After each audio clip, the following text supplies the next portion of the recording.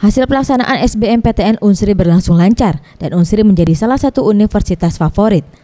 Menurut Zulfikri Dahlan, Ketua Panitia Pelaksana, mengatakan Unsri menjadi universitas paling banyak dipilih oleh peserta, nomor 3 di Pulau Sumatera, di antara Universitas Sumatera Utara dan Universitas Riau, karena peminat Unsri tahun 2017 mencapai 50.000 peserta, dibandingkan tahun lalu yang hanya 38.000 peserta.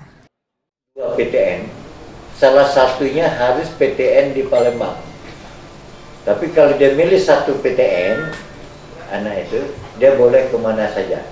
Tapi kalau dia milih 2 PTN, maka satu PTN harus ada di Palembang, apakah Unsri atau UIN Raden Patah.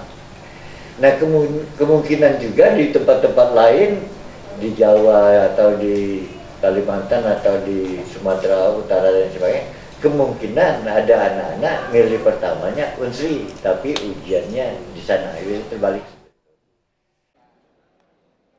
Setelah membuka jalur SBMPTN, selanjutnya Unsri akan membuka tes penerimaan siswa baru melalui jalur USM dan bidik misi.